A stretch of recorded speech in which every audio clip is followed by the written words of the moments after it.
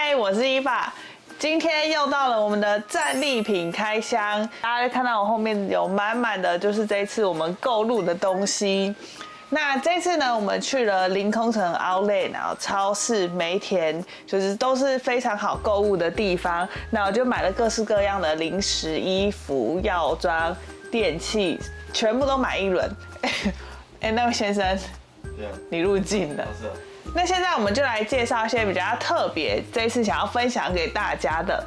那第一个呢，我们先从药妆的部分开始好了。那药妆就是总共2袋，那像大家常买的瓦卡莫多、和利他命其实都有买。那另外一个我想要推荐的是这个我这几天的救星，那它这个是 3M 出的，是专门拿来给大家贴脚，就是有一些鞋子新买的时候会磨脚，所以它这个做的材质有点不太一样。我一开始摸到它的时候，我想说这有点像封箱胶带的感觉，而且它就是非常的好撕，它长得是这样，对，然后就是轻轻一撕它就撕下来，而且它这个材质就是比较厚，像我这几天每天都贴，就觉得我的脚就是获得了解放。那个旅途中磨脚是一件很痛苦的事，那想大家听到这就可能这样说，为什么会磨脚？没有错，因为我买了一些新鞋。那接着呢，我们就来讲到鞋子的部分。那这一次我们除了买 Converse 之外，我们还买了2双以前没有买过的品牌，一个是美国牌，一个是欧洲牌。那第一个双呢是这个 ON 这个是在选物店里面买到的，而且它的尺寸超少。因为我第一家是在新斋桥的时候，然后问他就说没有 size， 后来在梅田再问，他就说也没有 size， 但它是有大1号的。那我就试穿了看看，因为它这个版型比较窄，那我的脚背是比较高的，穿那种比较窄的鞋子就需要大1号。我就想说，反正我就穿厚一点的袜子就没有问题。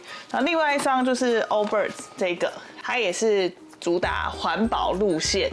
那这一双呢，我们在梅田买的时候，它是有专卖店的，也看到好多日本人在试这一双。那买了鞋子之外呢，我们还去了临空城，因为我自己在逛 Outlet 的时候都比较少购入东西，碍于尺寸的关系，有时候都买不到，所以我这次就抱着一个随意去看看的心态到了临空城，但是我发现那边的货超齐，每一个尺寸其实都还蛮多的，那些临空城衣服真的是很便宜，尤其是像什么运动牌那些艾迪达真的是好惊人哦。像这件外套也是，这件外套就是2000块台币，就是它有一个西装的短外套5折，然后像什么艾迪达的裤子啊，也是购入了好几件。而且我这次买了一个很特别的，这一家叫 Danskin， 我买了一个超长的这个有点像防水外套。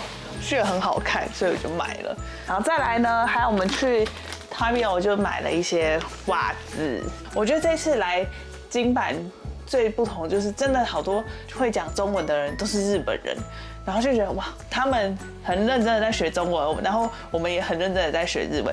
好，这就是我们的衣服的部分。然后在Outlet呢，我还要买了一个这一袋呢是小孩的用品，因为我姐她就是最近生了小孩嘛，我就要开始买一些小孩的用品，所以我就帮她买了这个小朋友的衣服。那这个呢就是4件特价5000，其实我也不知道这样到底算便宜还是贵，因为我对这个没有涉猎，所以如果大家知道这个到底是贵还是便宜的话，可以在底下来留言跟我说。然后还有这个什么小朋友的帽子啊，反正就是一些可爱的小物这样。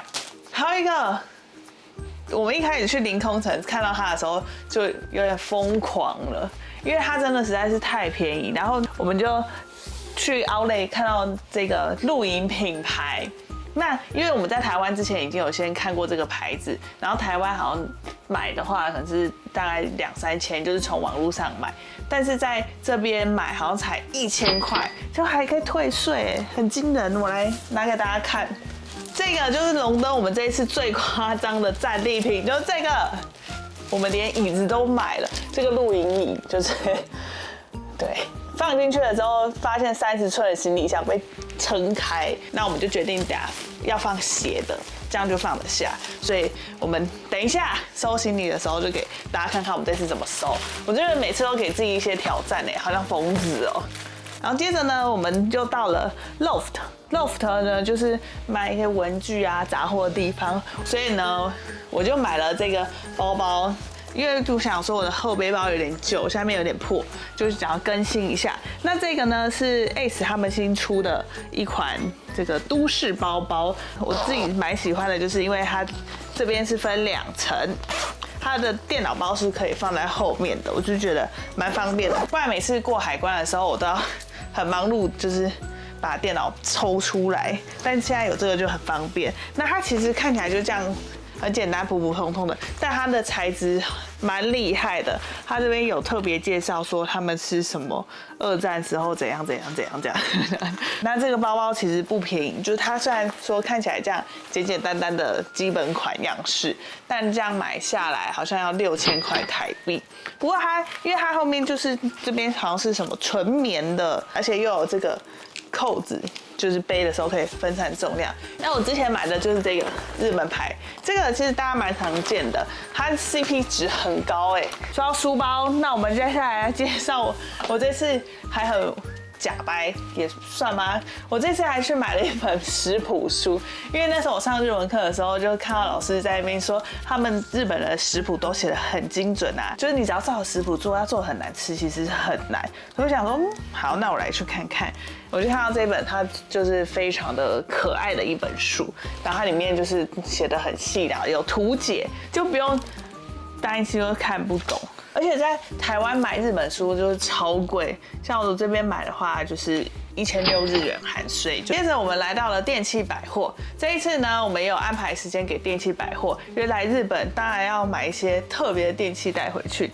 这一次呢，我就是特地来帮我的相机再多买一颗电池跟充电器，还有特别再去买一个这个行李秤，因为以前的行李秤有点太小了，就不好拿，所以就想说换一个比较大一点比较好拿。那这个行李秤呢，是里面所有行李秤最贵的，它要3000日元。那它贵在哪呢？就是它不需要电池，它这边有一个拉环，就是你只要拉了之后呢，它就会产生电。然后你就可以用2分钟。好，另外一个呢，也是我这次特地要来买的，就是这个高周波，因为我之前每天工作16个小时，超时工作，然后我的肩颈这边整个麻然后用低周波，就是每天都还是要垫一下，但还是觉得这边麻，就病入膏肓。所以呢，我想说，好，我就出发前查一下，看他们最近有什么新商品，我就发现了这个，他就说这个就是你可以边工作的时候边用，然后反正它的原理跟低周波不太一样，大家再自己去查，就是这样。像我们前面的有一些小东西，就是宝可梦啊，宝可梦中心都要去的。接着最后来到我们的食品区，食品区这次也有买了一些新的东西可以分享给大家。那首先呢是这个风养3元，这个大家应该都蛮知道的吧？这个好像蛮有名的，它就是蜂蜜嘛。就是我们有现场试喝了一下，就觉得还不错，而且它这次有出这个柚子蜜，可以拿来泡一下泡茶，或者是淋吐司。像我们这几次在日本吃早餐，都是去吃它的那种传统早餐店，它就是给你一个厚片，然后有一些店它就会淋蜂蜜或者是蜂糖。那我们想说，那买回去我们也可以自己这样做，所以就购入。然后再来，这次在大阪呢，我就没有买太多的零食，我只去回购了这个大人味的 Pocky。这一次我们主要买的都是奶油口味，那旁边这2个新出的是枫糖 cheese 口味，然后旁边移动过来到我们的伴手礼区，这边就是我们去宇治的时候有买一些茶要带回去的，这个伊藤久右卫门，然后在他店内用餐，他就会收商品的折价券。另外一个就是很有名的中村藤吉的茶，那我们也是买了一些。然后再来就是超市啊补的货，有没有？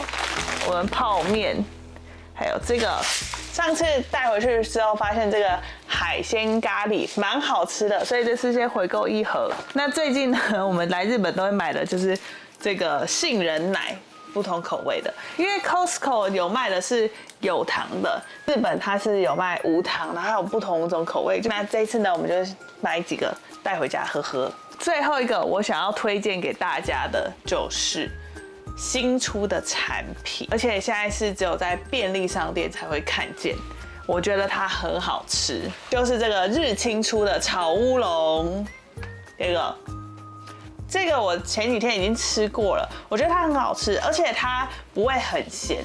我觉得很多东西就是大家可以先在日本试吃一下，然后吃完之后再决定要不要买回去。好像我们介绍的东西差不多，还有这个我在3连版买的这个很可爱的一个袋子，但是我现在觉得它的味道有点重，我一直闻到它的味道，它蛮可爱的，但我要先把它放在旁边，它的味道实在是太重。我这次我去清水寺的时候，我们还要买七味粉，然后这次我们在这个3连版的七味加本铺，我们就先买了小包的试试，然后再来就是补货时间 UG 啊，这次有买这个它的这个季节限定的护手霜，银木烯的香味，蛮香的。另外一个就是我超爱用的洗脸皂，这个。我上次算过了，2块大家可以用半年，就是这次就买了1年份。然后再来另外一个就是非常方便的这个洗脸纸，旅游很方便，好不好？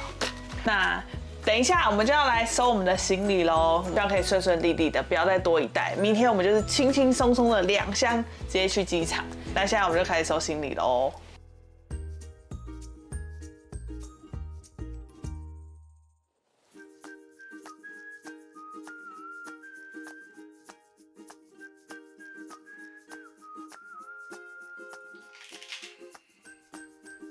露出了一个很诡异的笑容。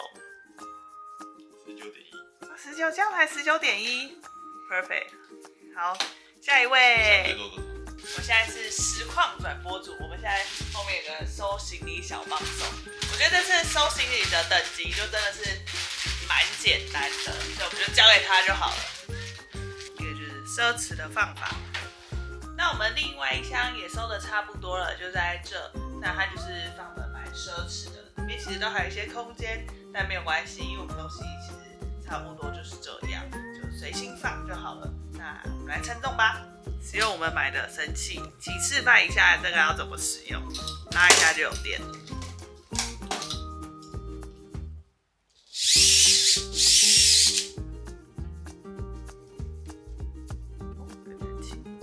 它又露出一个奇怪的微笑。21.7。哦，很棒哦！那我们的收行李就到这喽。一个是21公斤，一个是19公斤，非常的安全，感觉明天可以再去买一点小东西。以上呢就是这次我们的开箱战利品。那如果喜欢我们这次影片，记得帮我按一个赞，还有分享，记得订阅我们的 YouTube 频道，关注我们的 IG、Facebook。那我们今天就这样喽，拜拜。